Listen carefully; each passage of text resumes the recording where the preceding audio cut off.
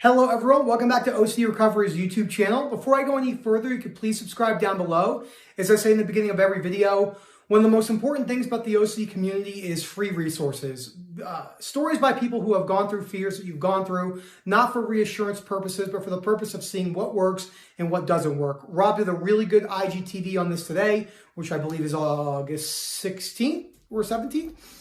It's only 10 minutes long, and he talks about the importance of listening to people's stories because, you could see what worked for them, what didn't work for them, the implications of listening to a sufferer who's gotten through certain fears that you were very stuck on and stuff like that. Now, what I did was I'm going to actually have a little bit of a mini series where I'm going to create the top like this and call it common questions. So if you have a question that you think, that you would like to see answered or something that you're confused on in the recovery journey, please ask down below and I will certainly cover that. More than likely, if you have a question about something in the recovery journey, other people have had this question. So the common question that we get asked is disputing your irrational beliefs compulsive? The answer is no, but it can be, just like any form of recovery. So exposures can become compulsive for people if you're doing them with the intent of trying to rid yourself of a certain sensation or feeling. So before I go into that, if anyone watches my videos, know I'm kind of a history nerd and like to talk about basically the past on how we got to where we are with the therapy aspect. So what does disputing mean? Okay, first of all, where did disputing even come from? Well, to learn more about disputing, the first book on the reading list, How to Stubbornly Refuse to Make Yourself Miserable About Anything. Yes, anything is absolutely key. This book will show you how to break down your irrational beliefs. It teaches you about unconditional self-life and other acceptance, moving with uncertainty.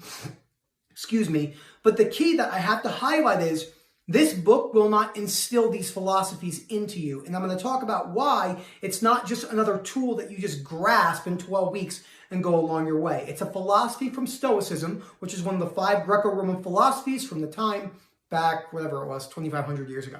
So Albert Ellis in 1955 founded REBT, Rational Mode of Behavioral Therapy, as you've heard me say before, which eventually turned into Cognitive Behavioral Therapy, which is the gold standard now because there's a cognitive part that we have to work on and behavioral aspects we have to work on. If you dispute your irrational beliefs, but you still engage in avoidance behaviors, well, that's not going to do anything. And if you go towards your avoidance behaviors, but you're still deathly afraid on the cognitive side, you're probably not going to get where you want to go.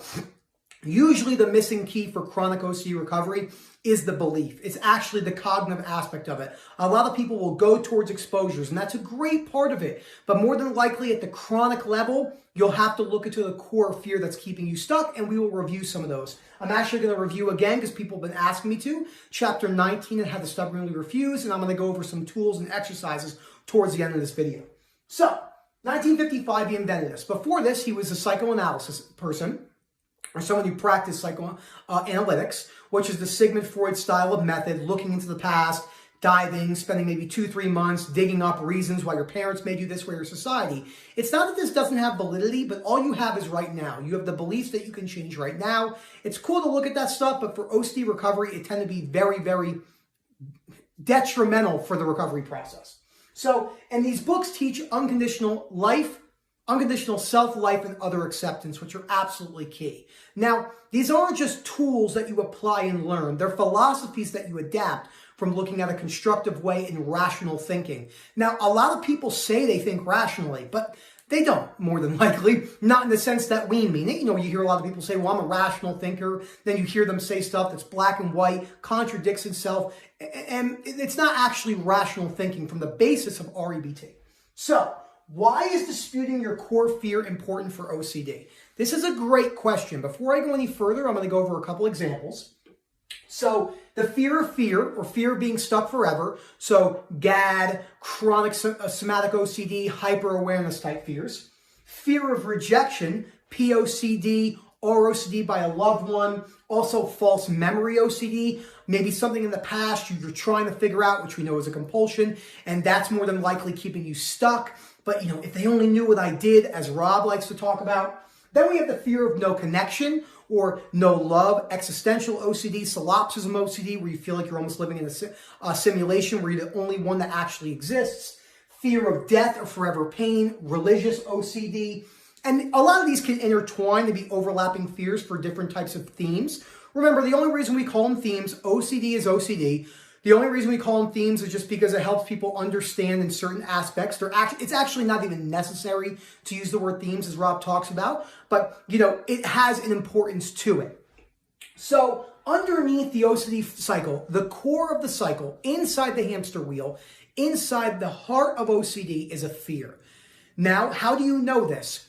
Because, well, we have a disorder. So unconditional life acceptance, accepting that you do have a disorder. And even if you fully reach recovery, which with the tools you can, you will still have that disorder unless somehow they can go in your genes in the future and zap it out of your genetics, which we don't know if that can happen or not. We don't need that to cover that as well. So let's say, Kirsty put this in a really good way.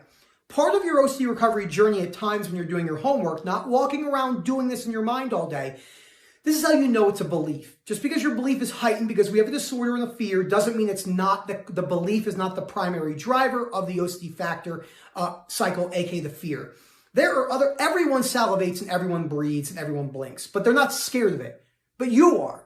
Now, you could be like, oh, I have OCD, but that's not going to get you anywhere. These people aren't scared of it, so you don't have to be scared of it. And even if you were stuck forever noticing your saliva, for myself, it still wouldn't be as bad as you think it ought to be. That's the missing key right there. So there's so many people. Oliver's great story, went to a huge clinic. I'm sure they helped him a lot of great stuff on exposures, but he was missing that key link. He was missing that unconditional self-acceptance, unconditional other acceptance. People maybe judging him for his fears with POCD. This is vital for getting under chronic OCD, since a lot of people have done exposures and put themselves out there. Like myself, I was doing a lot of stuff for my body dysmorphia and my body fears and my perfectionism, symmetry fears of my physique. But I was pushing myself towards them so much, I actually stopped getting anywhere because I was needing that release, that exposure. And there are a lot of people out there in the community that tell you that exposures cannot become compulsive, and they're unfortunately wrong. There's a lot of people out there that tell you that disputing your core belief is absolutely not necessary. That's a black and white term, and that's also not true. Are there people that don't need to look into the core fear of the chronic and make sure there are? Of course, people have used thoughts in the old school method and gone about their way, but more than likely, 99% will need to look at the core fear, and it's why we see the results we see.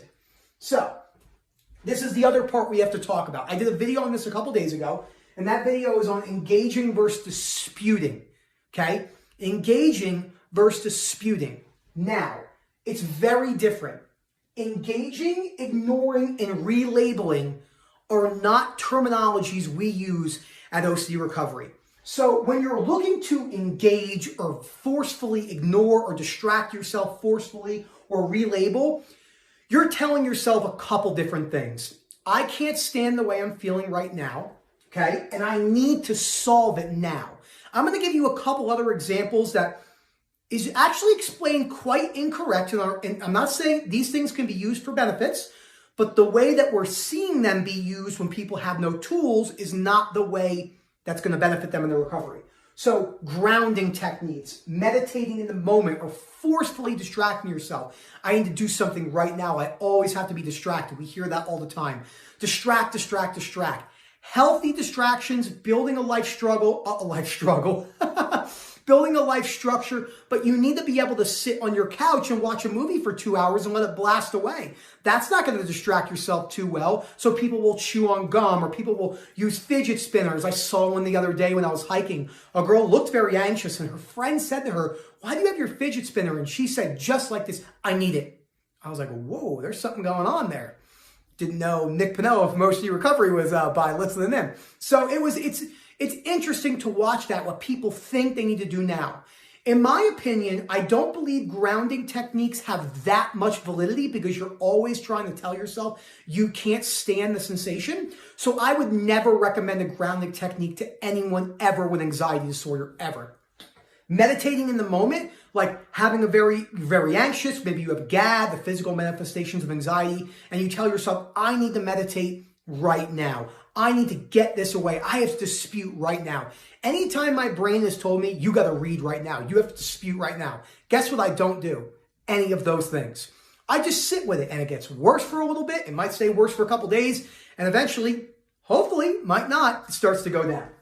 That's absolutely key. Now, this is a slippery slope when you're doing these things in the moment. Disputing is a homework assignment. It's something you do 15 to 20 minutes a day.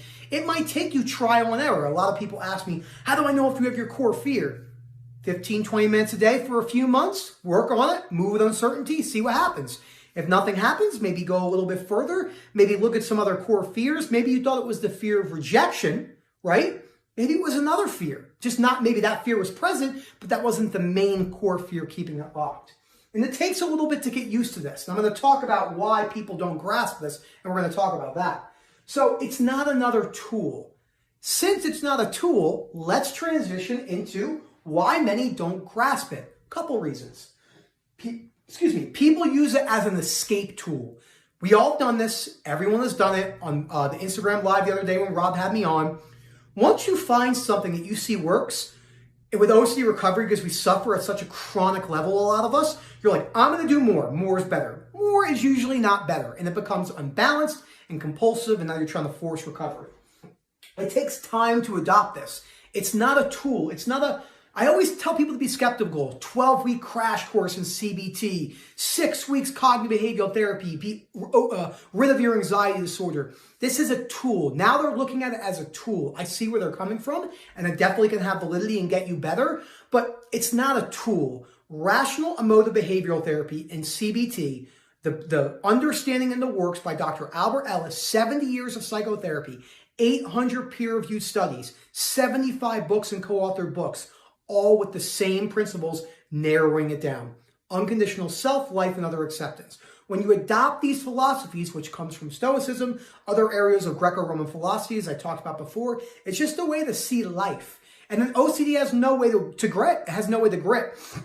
And I know it's interesting. We will talk about this for a second. A lot of people say, I used to do this. Oh my gosh, life is going to be so boring. No. That's just a trick OCD loves to play on you.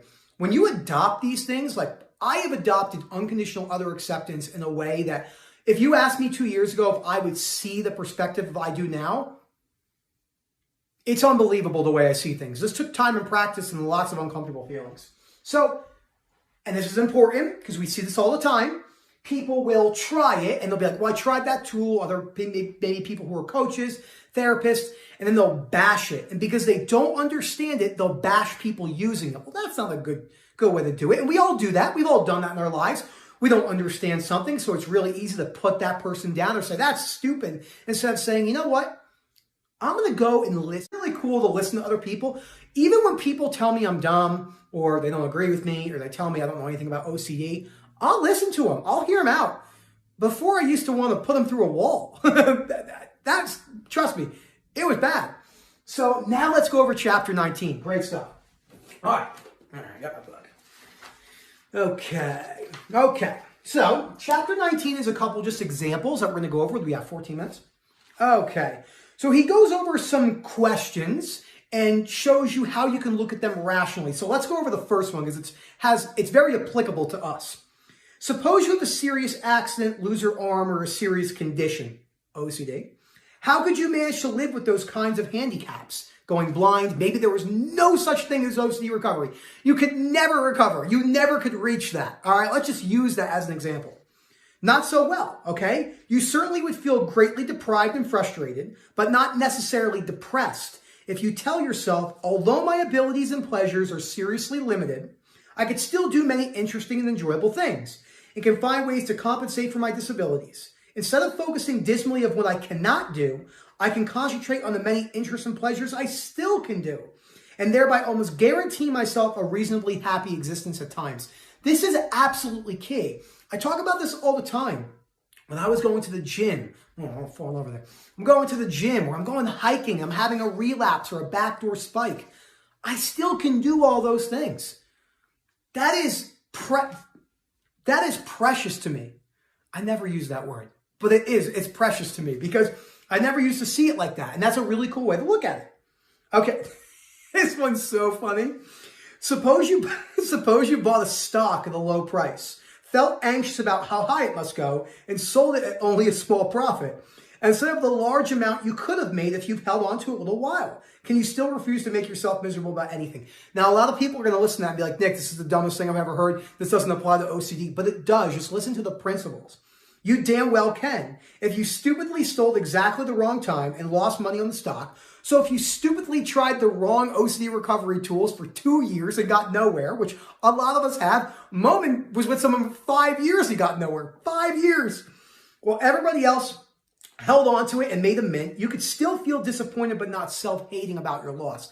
Even if me right now, I was the one, I never recovered, ever. Stayed chronically anxious forever. 30% chronic anxiety. Could still do everything I want to do.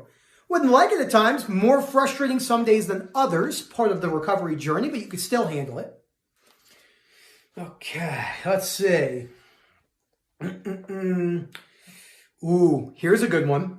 Suppose you're in constant physical pain. This is going to be a good one for some of you to listen to. For example, from advanced cancer, health OCD, you really don't enjoy anything, and you are pretty certain that this painful existence will continue until you die. What can you do to avoid the real misery? Very little physically, and emotionally you would hardly be happy. If I were in that sad situation and had no important goal to keep fulfilling, I would try and find one that would keep pushing me forward. So if my pain blocked all satisfactions, I would see little sense in living. But I would set myself towards a goal. My other choice might be to focus on some important thing I could do, such as finish a major book or writing, and bear my pain until I at least finish this project. So there's always ways to look at things in the worst case scenario. I've got a couple minutes left. And the reason why this is really important to talk about is because there are people that have our worst case scenarios that aren't chronically suffering. There are, like for myself, there's people out there who have never been to the gym in their life and they're perfectly fine, happy, with tons of fat on their body and very unhealthy, chain smoking cigarettes, might have other problems, and they're reasonably happy and not chronically anxious. My dad had stage 4 pancreatic cancer and died a pretty vicious death. If you know what jaundice is, he was very yellow, but he still went to work. Like stage 4 chronic pancreatic cancer is basically not a good sentence. He still went to work. We still laughed. We still hung out. He might have been chronically anxious, but he didn't show it. So, and there are people out there with our worst case scenario that do not have the reactions we have. That is in no way part of the recovery journey, because you could start using that as an agreement tool, walking around agreeing like this person does it. But even if you are the one, the 0.0001% where your fear is true, that's where it needs to unlatch. That's where the unconditional self-life and other acceptance comes in. Those tools are vital. So thank you so much for watching. Don't forget to subscribe. Again, I am going to be doing more in these common questions. I might do 2 of these a week where I answer questions. A couple of them I have coming up is the body dysmorphic stuff. And I'm going to do another one on anger because a lot of people ask me about anger and irrational beliefs. Going back to normal, I'll do more videos on that. More videos breaking down different points in all the books. I know a lot of people like when I go over exercise and implement some of the stuff that I have in the book. So, and I mean, the book is absolutely amazing because when you start to go down to the irrationalities, like, so like the end of the book just talks about like different types of irrationalities that plague human beings. So like prejudice-related irrationality. So like strong prejudice, dogma, racial prejudice, sex prejudice, political prejudice, religious prejudice, common kinds of illogical thinking. This is what crushes most people. Overgeneralization, magnification, exaggeration, strong beliefs in anti-empirical statements, strong beliefs in absolutes, gullibility and oversuggestibility. Wow, that is a tongue twister. Gullibility and oversuggestibility. Maybe it's not. I don't know. Maybe I'm losing my mind. But yeah, so thank you so much for watching, and I hope you have a great day.